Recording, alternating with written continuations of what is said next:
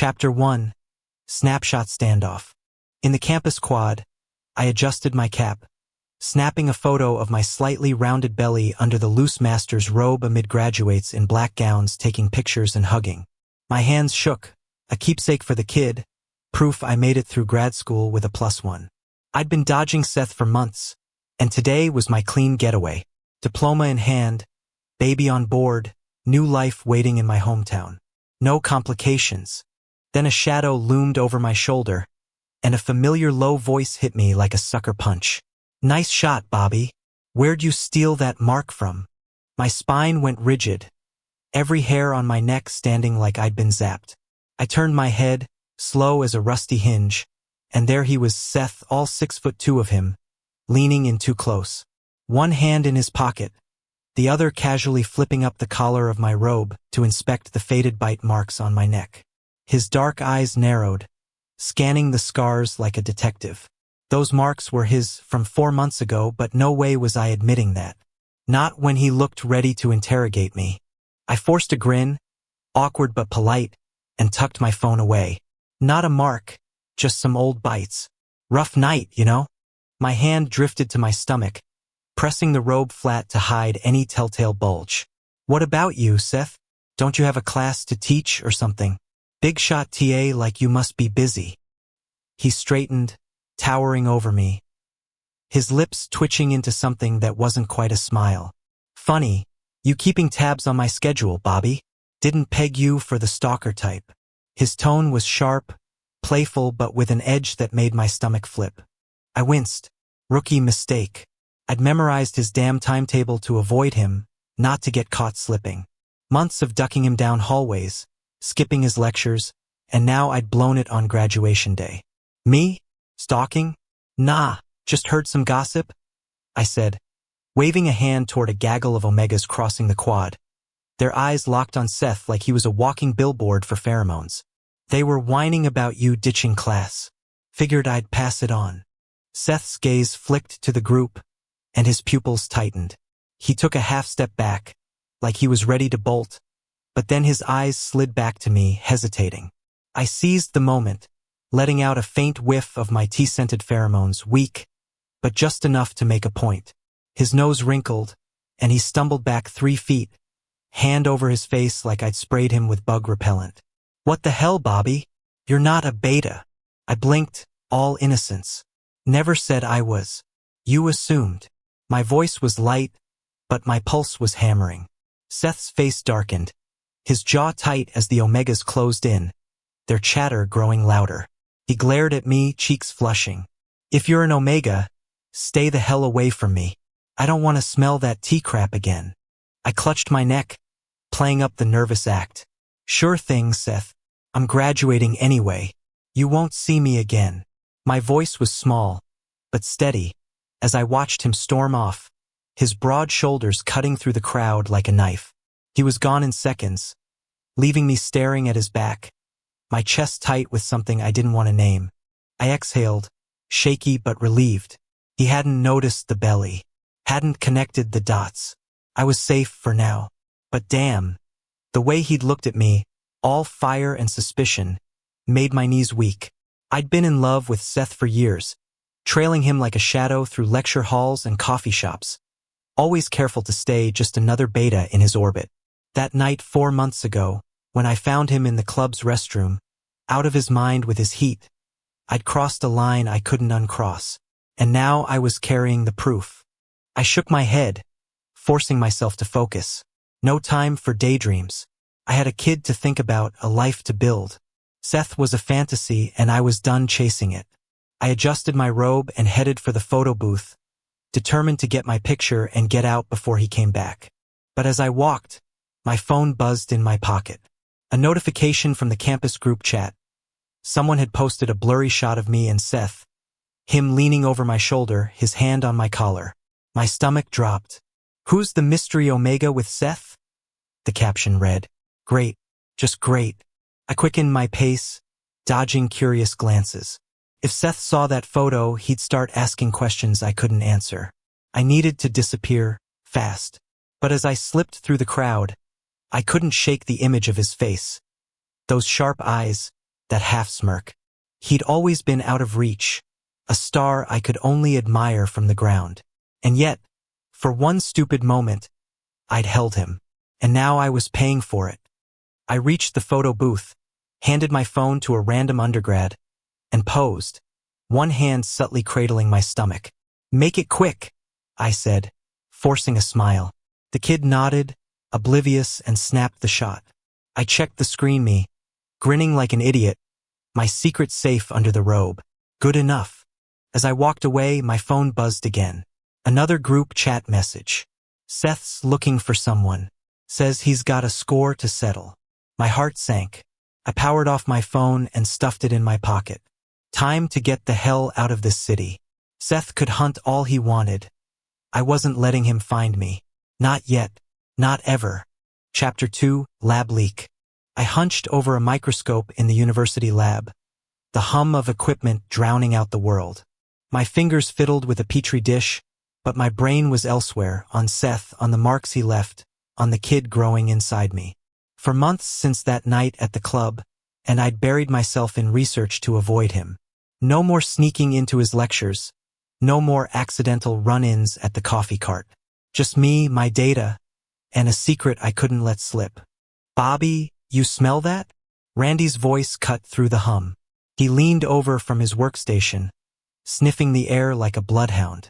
"Kinda tea-like? You sneaking snacks in here or what?"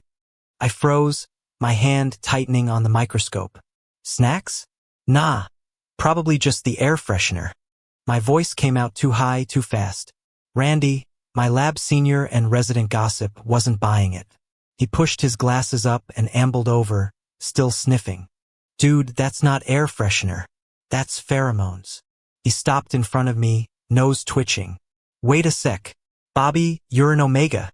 The lab went quiet. 3 other grad students turned, their eyes wide. I forced a laugh, waving them off. "Omega? Me? Come on, Randy, you know I'm a beta. Always have been." My heart pounded. I'd been registered as an Omega since I was 15, but my pheromones were so weak nobody ever noticed. Until that night with Seth. Now, my scent was waking up, and it was going to ruin everything. Randy crossed his arms, grinning. "Nah, man, you're not fooling me. That T vibe? Classic Omega. When you secondary differentiate. Spill the tea, pun intended." The others chuckled, and I felt my face heat up. "You're imagining things. Maybe it's your shampoo." I turned back to my microscope, praying he'd drop it. But Randy was relentless, circling me like a shark. "Shampoo, my ass. Guys, back me up. Bobby's got a scent now, right? Smells like Earl Grey." One student piped up, smirking. Another nodded. "Yeah, definitely not beta vibes."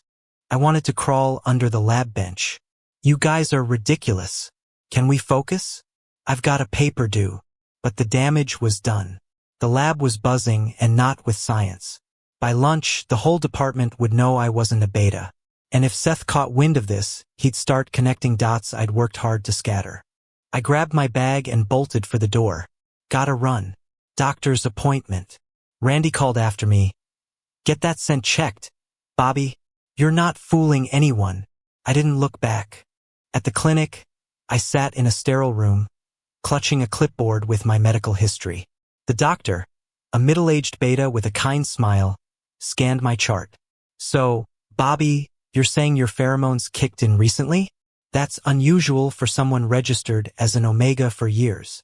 "Yeah, well, I'm a late bloomer," I muttered, avoiding her eyes. "Never had a scent before. Thought I was defective or something." She tapped her pen, thoughtful. "Not defective. Sometimes it takes a catalyst. A strong alpha, maybe. Someone you bonded with." Her tone was gentle, but it hit like a freight train. I shifted in my seat. Something like that. No way was I mentioning Seth. But the memory flooded back, me, dragging a delirious Seth from the club's restroom to his private lounge. His hands pulling me close, his breath hot against my neck. "You're a beta," he'd slurred, relieved, before everything went blurry. 3 days later, I'd limped out, marked and terrified. And now, apparently, my body was rewriting itself. The doctor ran some tests, then sat me down. Bobby, your pheromones are stabilizing. Likely triggered by a marking. And well? She hesitated, glancing at her screen. You're pregnant. About 4 months along. I blinked, my brain short-circuiting. Pregnant? Me? I chalked up the weight gain to stress eating and lab hours. But the ultrasound showed a tiny shape, and my world tilted. Oh, okay, that's a thing. You're keeping it? She asked, no judgment. I didn't even hesitate. Yeah, I am. Seth was the untouchable alpha, the guy I'd loved from a distance since undergrad. This kid was my only piece of him. No way was I letting that go, even if it meant raising them alone. Back at the lab, I kept my head down, but Randy was waiting. So, Doc, fix your scent problem? He teased, leaning against my bench. Something like that, I said, dodging. Can we talk about the cell cultures instead? He laughed but let it slide. Fine, but you owe me details later. I wouldn't give him any, but I nodded to shut him up. The lab was my sanctuary, the one place I could focus. My research was humming along, and my paper had just been accepted to a top journal. If I could keep my head down, I'd make it out of this city without Seth ever knowing. But that night, as I packed my apartment, I couldn't shake the fear. Seth was out there, hunting for the beta who'd stolen his first time during his heat.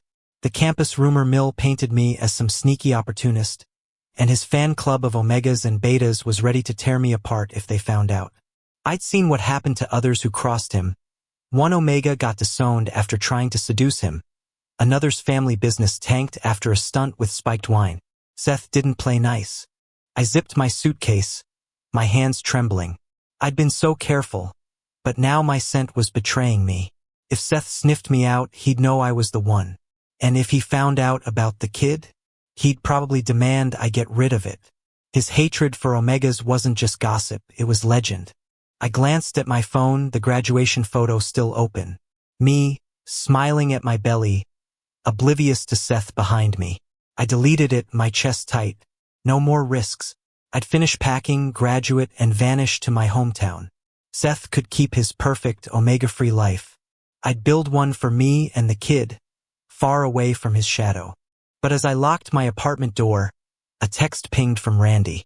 Heard Seth's asking around about a mystery omega. You sure you're not hiding something? I powered off my phone, my stomach twisting. Time was running out. I had to move faster. Chapter 3, Homecoming Hustle. I stepped off the bus in my hometown, a sleepy little place where the biggest news was the diner's new burger special. My duffel bag slung over one shoulder, I headed for my parents' house, ready to surprise them. I hadn't told them about the kid. Figured I'd let the belly do the talking. My master's degree was in the bag, and I was ready to start over, far from Seth's orbit. The air smelled like cut grass and freedom, but my nerves were still jittery from dodging him at graduation. Dad answered the door, his eyebrows shooting up as he spotted my not-so-subtle bump. Well, damn, Bobby. You go off to the big city and come back smuggling a watermelon. He grinned, leaning against the doorframe, his beta nose oblivious to my new scent. Mom poked her head out, her eyes widening. Bobby, what's this? You run off chasing some hotshot alpha and bring back a souvenir. She circled me like I was a science project, hands on her hips. Spill it, kid. Who's the guy? I laughed, scratching my neck. Nobody you know. Just a happy accident. I patted my stomach, playing it cool. Thought you'd be thrilled to get a grandkid without any effort. Dad snorted, pulling me inside. Thrilled? Sure. But you're explaining this to the neighbors. Mom swatted his arm, her face softening. You keeping it, Bobby? You know we've got your back. Damn right I'm keeping it, I said, dropping my bag on the couch. This kid's gonna have the best dad in town. I meant it, even if it meant doing it solo. Seth's face flashed in my mind. Those sharp cheekbones, that icy stare, but I shoved it down. No use pining for a guy who'd rather burn his nose off than smell an omega. Mom dragged me to the kitchen, already pulling out pans. Sit. You're eating for two now. She started rattling off baby names. while Dad muttered about building a crib. Their chatter was loud, chaotic, and exactly what I needed to drown out the ache in my chest. Later, I slipped out to a quiet park, phone in hand, trying to get a decent shot of my belly for the baby book. The robe was gone, my shirt tight enough to show the curve. I grinned at the camera, feeling a weird pride. This kid was mine, proof I'd survived loving Seth from a distance. But as I scrolled through the photos, I froze. One blurry shot caught me off guard. A candid from graduation, Seth looming behind me, his hand on my collar, his lips curled in that half-smirk. My throat tightened. I wanted to delete it, but my finger hovered, and I saved it instead. "Get a grip, Bobby," I muttered, pocketing the phone. I had a plan. Teach at the local high school, save up, give the kid a good life. No more chasing pipe dreams. To keep my head clear, I'd started writing a novel, a messy vent about my unrequited crush, titled Fated Mismatch. It was all there. The longing, the screw-up at the club, the kid I'd never tell Seth about. Fiction, but too close to home. I posted online, let it bleed out my feelings, then move on. Back home, I fired up my laptop, the keys worn from late-night thesis drafts. The words flowed easier than I expected. My fingers flying as I spun my story into something raw but safe. Nobody would know it was me. Nobody would care. I scheduled the first chapter to drop on a writing site and closed the laptop, feeling lighter. Next morning, I stood in the high school principal's office, shaking hands. "Welcome aboard, Bobby," she said, handing me a schedule. "You're taking over a senior English class. They're a handful, but you'll manage." I nodded, ignoring the dread. Teaching was steady, benefits, summers off, perfect for a single dad. But seniors? That meant wrangling hormonal alphas and betas while pregnant. Great. At home, Mom was already knitting baby booties, her needles clicking like a metronome. "You sure about this teaching gig?" she asked, eyeing me over her glasses. "You're gonna be waddling into class soon." "I'll manage," I said, stealing a cookie from the counter. "Gotta keep the kid in diapers, right?" Dad chuckled from the recliner. "Just don't let those brats run you over. You're too soft sometimes." "Soft? Me?" I scoffed, flexing an arm. "I'm a badass dad now. Watch me." They laughed, and for a moment, everything felt possible. No Seth, no campus rumors, just me and my family, building something new. But that night, my phone buzzed with a notification from the writing site. My novel's first chapter had 10 comments already. "This is so raw," one read. "Who's the alpha? Spill," another demanded. I grinned, then froze at the last one. "This feels real. You okay, author?" My stomach twisted. Had I said too much? I shook it off, blaming pregnancy brain, and powered down my phone.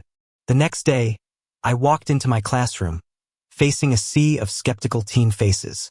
"All right, let's talk Shakespeare," I said, trying to sound authoritative. A kid in the back, an alpha with a cocky grin, raised his hand. "Yo, Mr. B, you read that new online novel? It's wild. Guy sounds like you." I nearly dropped my chalk. "Focus, kid," I snapped, my face hot. No novels in class. But my heart raced. The story was out there and people were reading it. If Seth ever saw it, I was screwed. I turned to the board, scribbling notes, trying to ignore the kid's smirk. This town was supposed to be my escape, but trouble had a way of finding me. As the bell rang, my phone buzzed again. Another comment. "Bet the alpha's a jerk IRL. Dump him, author." I shoved the phone in my pocket, my hands shaking. I had to keep this under control. No more slip-ups. No more Seth. Just me, the kid, and a fresh start. That's what I told myself, anyway. Chapter 4. Ink and Intrigue. I sat in the moonlit glow of the maternity center's lounge, my laptop open, pretending to review lesson plans. Really, I was refreshing the writing site, watching Fated Mismatch climb the charts. 2 months in, and my novel was a hit. Readers were eating up the angsty tale of a doomed Omega and his untouchable alpha. Comments begged for a sequel, but I wasn't sure I could stomach reliving it. My son, born early and now napping in the nursery, was the only thing keeping me grounded. His tiny face, a carbon copy of Seth's, made my chest ache every time I looked at him. The door swung open, and Dean, my editor, bounced in, all nervous energy and beta charm. "Bobby, big news. We've got an investor for your novel, film rights, maybe even a series." He plopped down across from me, grinning like he'd won the lottery. "They're coming to meet you, like now." "Now?" I hissed, glancing at my sweatpants and messy bun. "I'm in recovery, Dean. I look like I got hit by a truck." "You look fine," he said, waving me off. "Besides, this guy's loaded. CEO of some fancy media company. You're about to be rich, my friend." Before I could protest, the door opened again, and in walked Seth. Black suit, tie loose, exuding that infuriating mix of arrogance and charm. My stomach did a backflip. He scanned the room, his gaze landing on me like a laser. "Bobby," he said, voice low and sharp. "Didn't expect to find you in a place like this." I swallowed hard, forcing a smile. "Seth, didn't expect you to slum it in a small-town maternity center." My brain screamed, he knows. He's here for the kid. But I played it cool, gesturing to a chair. "What's this about?" Dean jumped in, oblivious to the tension. "Mr. Grayson here runs Pinnacle Entertainment. He's obsessed with your novel, Bobby. Wants to buy the rights, but only if you write a sequel." Seth sat, one leg crossed, fingers tapping his knee like he was sizing me up. "It's a compelling story," he said, his eyes locked on mine. "Feels personal. Almost like you were there watching me. Care to explain?" My throat went dry. He'd read it. Of course he had. The novel was practically a diary, down to the club, the marks, the way he'd pinned me. I laughed, too loud. "Watching you? Nah, just a wild imagination. Writers, you know? We're weird." He didn't laugh. "Weird's one thing. Knowing details like my private lounge at the club? That's another." His voice was calm, but his eyes were storm clouds. "You've been tailing me, haven't you?" Dean blinked, looking between us. Wait, you two know each other?" "Old classmates," I said quickly, shooting Dean a look that screamed, "Shut up. Seth's just being dramatic." "Right, Seth?" He leaned forward, elbows on his knees. "Dramatic? You wrote a whole book about a guy who sounds like me, down to the moles on his." He caught himself, glancing at Dean, who was now wide-eyed. "Point is, it's too close for comfort." I gripped my laptop, heart pounding. "It's fiction, Seth. Chill. I made it all up. And anyway, I'm here for recovery. Had a tumor removed." I gestured vaguely at my stomach, praying he wouldn't push. "A tumor?" His brow arched, skeptical. "In a maternity center?" Dean, bless his clueless heart, chimed in. "Yeah, Bobby's been through it. Surgery, rehab, the works. Right, Bobby?" "Exactly," I said, nodding like my life depended on it. "Just healing up. No big deal." Seth's eyes narrowed, but he leaned back, letting it go. "Fine, let's talk business. I'll buy the rights, but I want that sequel. And I want it fast." He slid a contract across the table, the numbers making my head spin. Too many zeros for a high school teacher to ignore. I forced a grin. "You drive a hard bargain, Seth. I'll think about it." "Think fast," he said, standing. "And maybe explain why your fiction knows so much about me." He walked out, leaving a chill in the air. Dean let out a low whistle. "Dude, what was that? You and Mr. Moneybags have history or what?"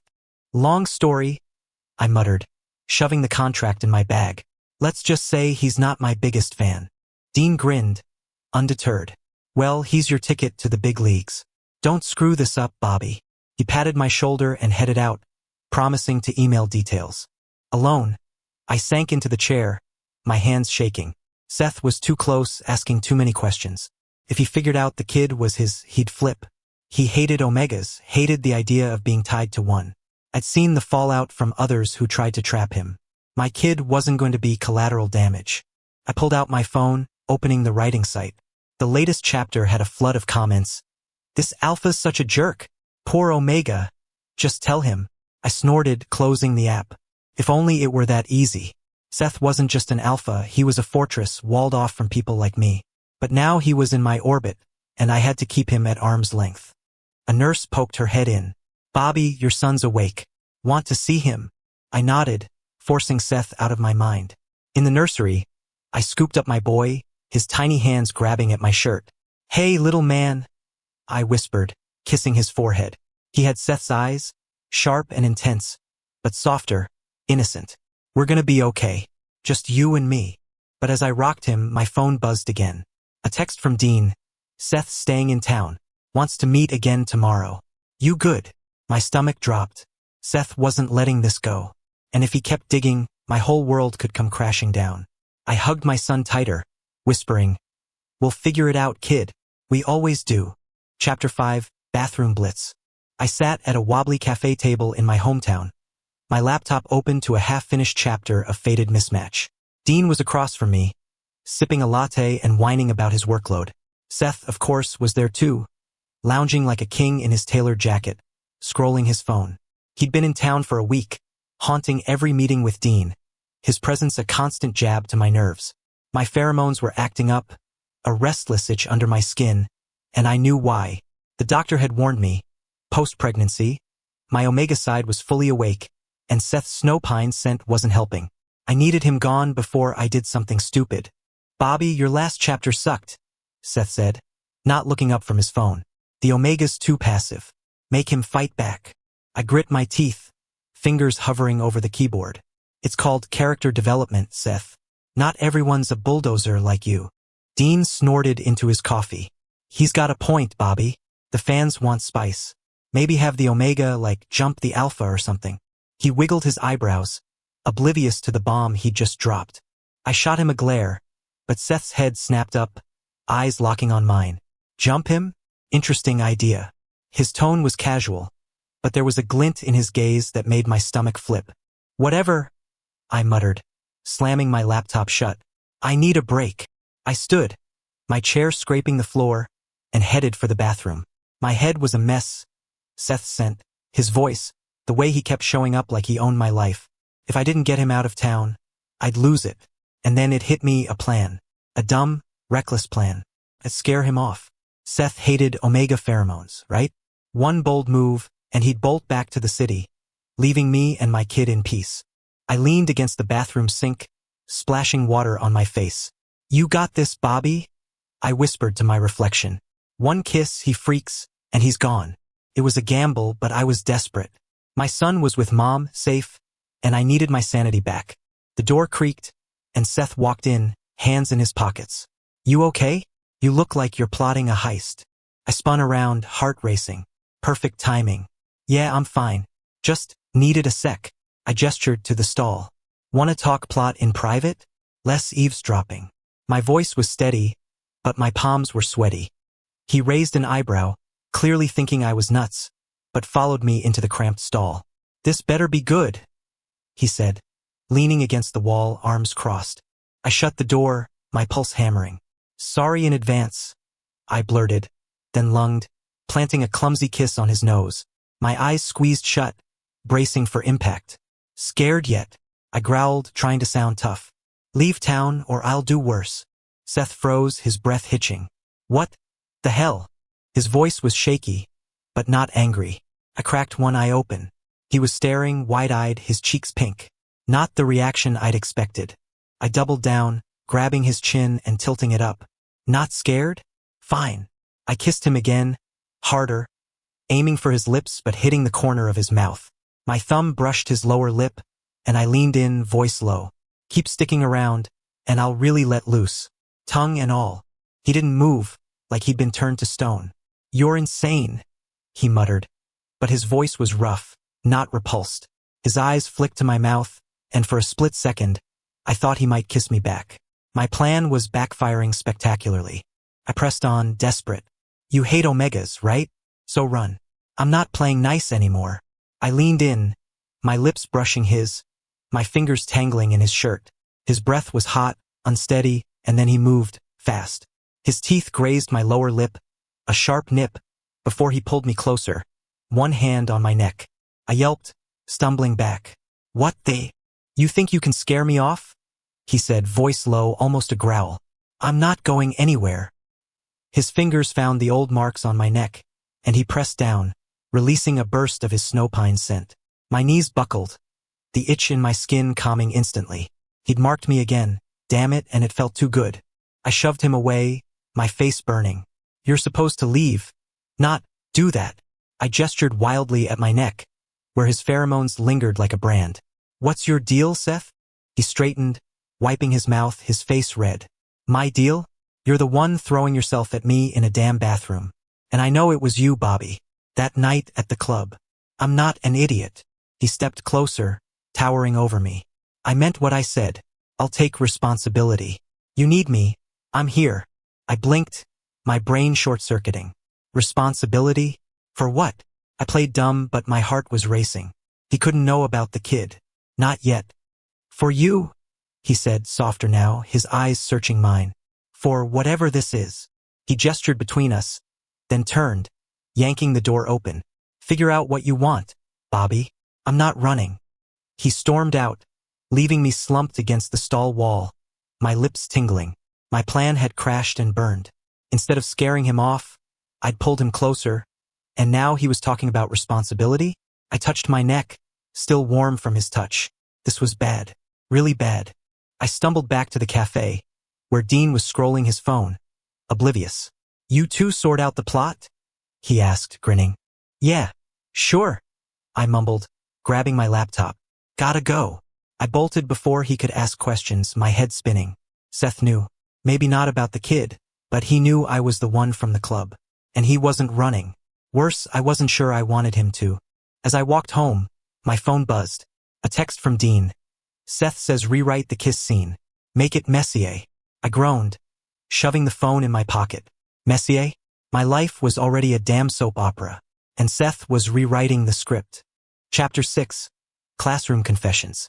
I slumped in the hospital bed, the sterile room buzzing with the hum of machines. My skin burned, my head foggy from a fever that hit like a freight train. The doctor's words echoed. Full-blown omega heat, triggered by Seth's marking. My body was betraying me, screaming for an alpha I couldn't have. Mom and Dad hovered by the door, their beta noses clueless to the chaos in my system. You'll be fine, Bobby, Dad said, patting my shoulder. Just rest. I nodded, but my mind was on Seth, his scent still lingering from that bathroom stunt. Back in my classroom a week later, I was barely holding it together. Senior English, rowdy as ever, and I was juggling lesson plans and a newborn at home. The bell rang, and the kids shuffled in, one alpha in the back smirking too wide. Cody, Seth's cousin, had been a thorn in my side, always glued to his phone. Today he was passing it around, the others snickering. Mr. B, you read Fated Mismatch? He called out, loud enough to make heads turn. Main guy's totally you. My chalk snapped in half. Cody, focus. We're discussing Macbeth, not novels. My face burned, but I kept my voice steady. The last thing I needed was my students sniffing out my secret. But Cody wasn't done. Nah, it's wild. The Omega's got your vibe, and the Alpha? Total Seth Grayson clone. I gripped the desk, praying for a fire drill. Enough. Hand over the phone. Cody grinned but complied, slinking to my desk. As I pocketed it, he whispered, You know my cousin's coming today, right? I got in trouble. My stomach dropped. Seth, here, again. Sure enough, after class, Seth strolled into my office, all sharp jawline and tired eyes, like he hadn't slept in days. Bobby, he said, leaning against the doorframe. Cody's my cousin. He's a pain, but I'm handling it. I blinked, thrown. Cousin? You're his emergency contact. I gestured at Cody, who was slouched in a chair, looking smug. Seth shrugged. His parents are overseas. I was in town. His gaze flicked to me, heavy with something unspoken. Heard he's been reading your novel in class. Care to explain? Cody piped up before I could. It's awesome, Mr. B. The Omega's all sneaky like you, and the Alpha's got Seth's whole I hate Omegas deal. But the latest chapter? Lame. The Alpha wouldn't just flip like that. I wanted to strangle him. Cody out. Now. He grabbed his bag, muttering, Bet someone's shipping you too, before darting off. The room went quiet, Seth's eyes boring into me. He's not wrong, Seth said, stepping closer. Your novel's got my life down to a T, including that night at the club. He pulled out his phone, showing grainy security footage me, slipping into his private lounge, then leaving 3 days later, disheveled. You were there, Bobby. You're the beta I've been looking for. My mouth went dry, So what? It was a mistake. You were out of it. I crossed my arms, trying to keep my voice steady. You hate omegas. I'm not dragging you into this. He stepped closer, his scent hitting me like a wave. And the kid? Whose is it? His voice was low, urgent, his eyes searching mine. I froze, my heart hammering. What kid? I said too fast. You're fishing, Seth. He didn't blink. I checked the footage. You didn't leave for days. And now you're in a maternity center, writing about a pregnant omega who sounds like you. I'm not stupid, Bobby. He paused, softer. If it's mine, we're getting married. If it's not, I'll step up anyway. I laughed. A nervous bark. Married? You're insane. You can't stand omegas. Why would you? Because it's you. He cut in, his voice raw. I don't hate omegas. I'm scared of them. My stepdad, he messed with my head when I was a kid, used his pheromones to control me. I swore I'd never let that happen again. He swallowed, his eyes dropping. But you're different. You disappeared after graduation, and I couldn't stand it. When I saw your novel, I knew it was you. I'm not letting you run again. I stared, my brain short-circuiting. You anew? And you don't hate me? He stepped closer, his hand brushing my arm. Hate you? Bobby, I've been chasing you since you stopped showing up to my classes. I just didn't know how to say it. The door creaked, and I jumped, spotting half a dozen teachers peeking through the window, their eyes wide with gossip. My face went nuclear. Oh, I grabbed Seth's arm, dragging him to the bathroom down the hall. Not here, I hissed, slamming the door shut. He smirked, leaning against the sink. Another bathroom ambush? You're predictable. Shut up, I snapped, my cheeks burning. You can't just drop that on me in front of my colleagues. Marriage? Seriously. He sobered, his eyes soft. I mean it, Bobby. I like you. Always have. I was an idiot for saying you should stay away. He reached for my hand, his thumb brushing my knuckles. I want you. And the kid, if he's mine. I pulled back, my heart racing. You don't even know him. But my voice cracked, and I knew I was losing the fight. Seth's sincerity was a wrecking ball, smashing my defenses. Then let me, he said, stepping closer. Let me in, Bobby. He tilted my chin up, his lips brushing mine, soft but sure. I melted, kissing him back before I could stop myself. Okay, I whispered, pulling away, my eyes stinging.